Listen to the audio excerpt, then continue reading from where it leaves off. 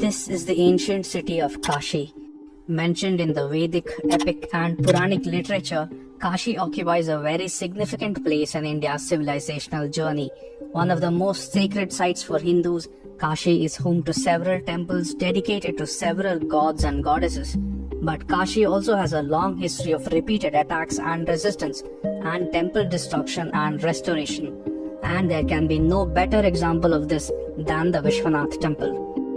The Kashi Vishwanath temple was first attacked by Qutbuddin Aibak in 1194 CE. Around 1240 CE, Queen Razia Sultan, who is often hailed as a feminist heroine, appropriated the site of the temple and built a mosque. The Bibi Razia Mosque still stands today in Kashi. The demolished temple was rebuilt near or inside Kashi's Abhimukteshwara temple complex sometime in the 13th century. But Kashi saw another spate of temple destruction at the hands of either Sikandar Lodi or Hussain Shah Sharki. Temple remnants were taken as far as Jaunpur and used to construct mosques. The Vishwanath temple was built in 1585 by Narayan Bhatt with the help of Raja Todarmal's son. The Mughal tyrant Aurangzeb first attacked Banaras in the year 1664, but his army was fiercely resisted by a group of Hindu warrior ascetics, the Dashanami Naga Sannyasis. These sannyasis were fearless warriors ready to lay down their lives for Vishweshwara rather than see his temple desecrated and destroyed. This time Aurangzeb was defeated and repelled. The Battle of Jnanvapi, as it is called, is recorded by Professor James G. Lochtefeld in the Illustrated Encyclopedia of Hinduism. Stung by this defeat, Aurangzeb attacked again in 1669 with the intention to destroy the temple in its entirety and to punish the Hindus for their resistance and audacity. Aurangzeb razed the Vishwanath temple to the ground and built the Jnanvapi Masjid at that spot. This destruction of Vishwanath temple is recorded in his court chronicle, Masir-e-Alamgiri. A portion of the temple was intentionally retained as the rear wall of the mosque.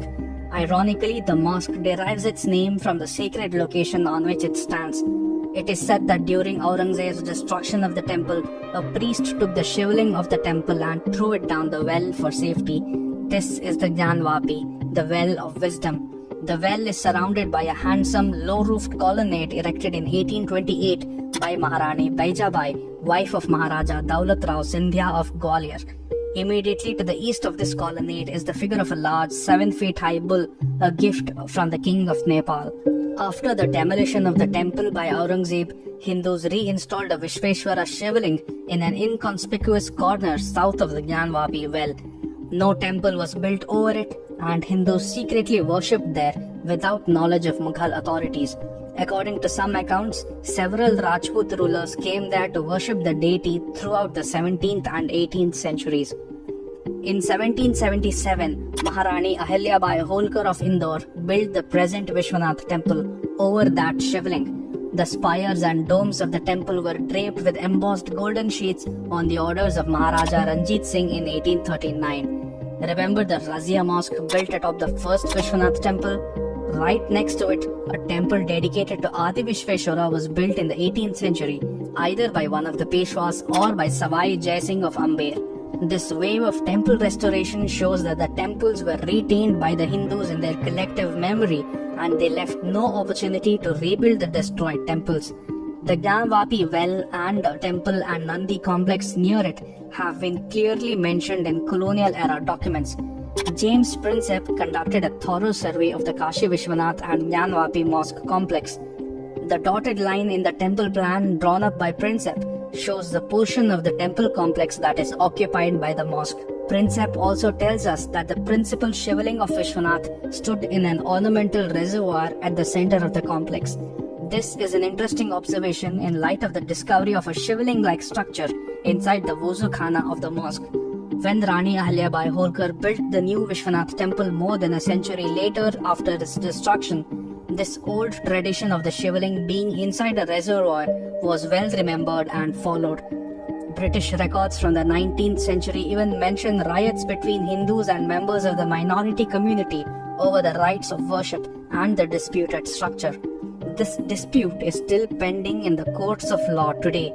The Allahabad High Court, in a recent judgment, allowed the ASI to conduct a survey of the Gyanvapi Mosque complex in the interest of justice.